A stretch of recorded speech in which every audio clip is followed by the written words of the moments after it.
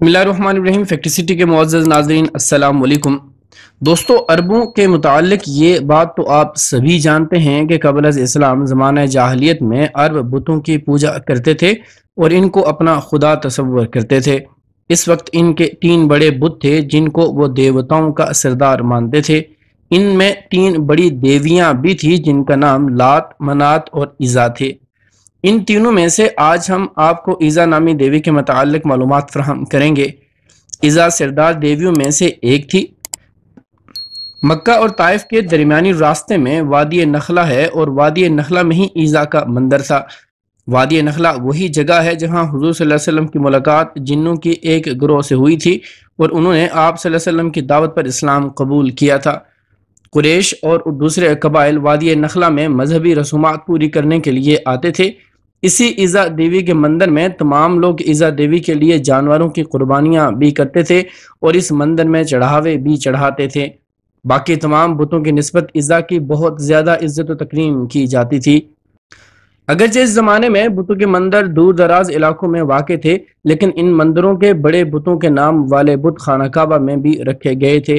रवायात से पता चलता है कि ईज़ा देवी एक शैतान औरत थी और उसकी रिहाइश वादी नखला में पाए जाने वाले एक दरख्त पर थी। इसके अंदर चूंकि शैतानी ताकतें मौजूद थी तो इन्हीं के बल पर वो ईज़ा देवी के बुत से आवाज़ें निकाला करती थी, जिनको अरब कबाइल सुनकर इसके अंदर की कुव्वतों पर एतकाद करते थे और इस देवी की ताज़ीम बजा लाते थे। इन्हीं वक्तों में अल्लाह ताला ने हज़रत मोहम्मद सल्लल्लाहु अलैहि वसल्लम को मबऊस फरमाया और आकाए दो जहां हज़रत मोहम्मद सल्लल्लाहु अलैहि वसल्लम ने लोगों को बुतों की पूजा से मना फरमाया। कुरैश को ये बात जब अच्छी ना लगी तो उन्होंने आप सल्लल्लाहु अलैहि वसल्लम की हर बात की तरदीद की। फ़तह मक्का के मौका पर हुज़ूर सल्लल्लाहु अलैहि वसल्लम ने खाना काबा में मौजूद तमाम बुतों को तोड़ दिया, लेकिन ईज़ा देवी के मंदिर में मौजूद बुत इस वक्त तक वहाँ सलामत था और इसके मानने वाले अकीदतमंद इसकी पूजा ज़ोर व शोर से कर रहे थे।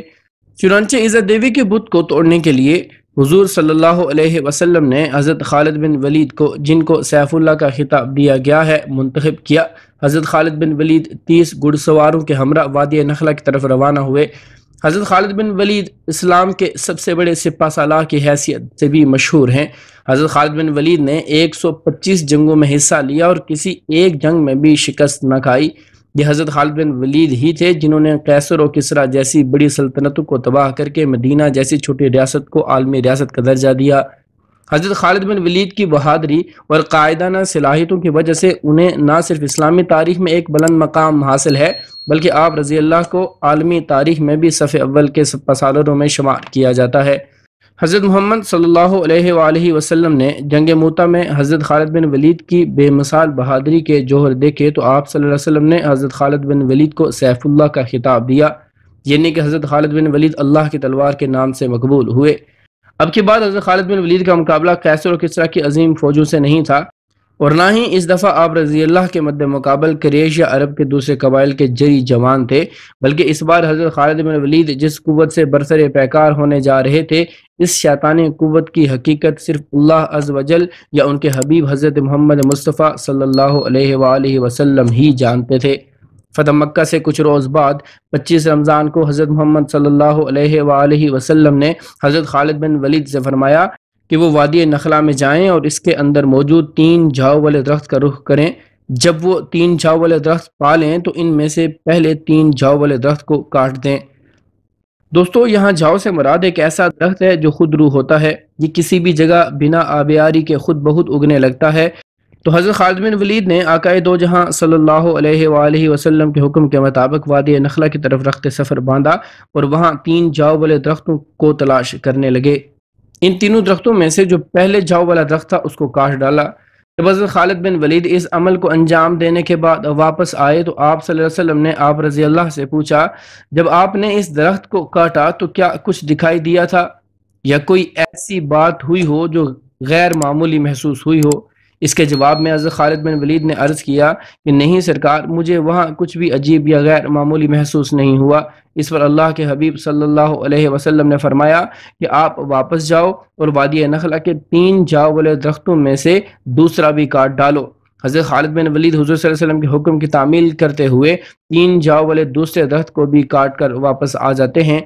حضرت خالد بن ولید نے حضور صلی اللہ علیہ وسلم کے حکم کی تعمیل کرتے ہوئے 3 جاؤ والے دوسرے درخت کو بھی کاٹ ڈالا۔ واپس جب خدمت اقدس صلی اللہ علیہ وسلم میں پہنچے تو آقائے دو جہاں صلی اللہ علیہ وآلہ وسلم نے پھر سے وہی سوال دہرایا کہ اے خالد، کیا دوسرے درخت کو کاٹنے پر تجھے کوئی آواز یا تم نے کچھ غیر معمولی دیکھا؟ حضرت خالد بن ولید نے اس بار بھی نفی میں جواب دیا۔ اس جواب کو سن کر آپ صلی اللہ علیہ وسلم نے فرمایا واپس جاؤ اور تیسرے 3 جاؤ والے درخت کو بھی کاٹ ڈالو۔ حضرت خالد بن ولید جب اس مرتبہ حکم کی تعمیل کے لیے وادی نخلا میں آئے تو دیکھا کہ ایک قبیح صورت شیطان عورت وہاں کھڑی ہے جس نے برہنہ حالت میں اپنے بال پھیلائے رکھے ہیں اور انتہائی غصے کی حالت میں اپنے دانت پیس رہی ہے، اور اس عورت کے پیچھے ہی عزا دیوی کے مندر کا محافظ بھی چلا رہا ہے۔ اس کا نام دیبیہ بن سلمان تھا۔ جب دیبیہ نے حضرت خالد بن ولید کو دیکھا تو اس شیطان عورت سے یوں مخاطب ہوا کہ اے عزا، خالد پر زور سے حملہ کر اور خبردار پیچھے نہ ہٹنا اور اپنی اوڑھنی اتار ڈال، کیونکہ آج اگر تم نے خالد پر حملہ کر کے اس کو قتل نہ کیا تو یہ تمہیں شدید ذلت سے دوچار کر دے گا۔ حضرت خالد بن ولید نے جب یہ سنا تو عزا سے اس طرح سے مخاطب ہوئے، اے عزا، میں تیرا انکار کرتا ہوں، تجھے پاک اور مقدس نہیں مانتا، اور میں دیکھ رہا ہوں کہ اللہ نے تجھے ذلیل اور رسوا کر دیا ہے۔ یہ کہہ کر حضرت خالد بن ولید نے عزا پر حملہ کر دیا اور اپنی تلوار سے اس کے سر پر وار کیا۔ حضرت خالد بن ولید نے وار کے بعد جب دیکھا تو وہ شیطان عورت عزا جل کر راکھ کا ڈھیر بن چکی تھی۔ اس کو قیفر کردار تک پہنچانے کے بعد حضرت خالد بن ولید نے اس کی رہائش والے 3 جاؤ کے درخت کو بھی کاٹ دیا اور عزا دیوی کے مندر کے محافظ دیبیہ ابن سلمہ کو بھی قتل کر دیا اور اس برائی کو ہمیشہ ہمیشہ کے لیے جڑ سے اکھاڑ پھینکا۔ اس کے بعد جب حضرت خالد بن ولید آپ صلی اللہ علیہ وسلم کی خدمت میں حاضر ہوئے اور یہ سارا واقعہ آپ صلی اللہ علیہ وآلہ وسلم کے سامنے بیان کیا تو آپ صلی اللہ علیہ وسلم نے فرمایا، اے خالد، یہ عزا تھی، اب آئندہ عربوں میں عزا نہ ہوگی اور نہ ہی عزا کی عبادت کی جائے گی۔ وہ دن تھا اور آج کا دن ہے۔ عربوں میں سب سے زیادہ تعظیم کی حقدار سمجھی جانے والی عزا دیوی کا کوئی نام لیوا باقی نہیں ہے۔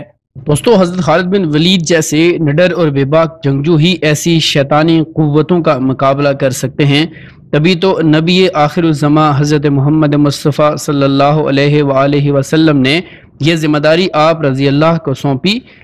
یہی مبارک ہستیاں ہماری تاریخ کا حسن ہیں اور انہی کے نقش قدم پر چل کر کامیابی اور کامرانی بھی ممکن ہو سکتی ہے، مگر افسوس سے کہنا پڑتا ہے کہ آج ہم اپنی تاریخ بھلا بیٹھے ہیں اور ذلت و رسوائی ہمارا مقدر بن چکی ہے۔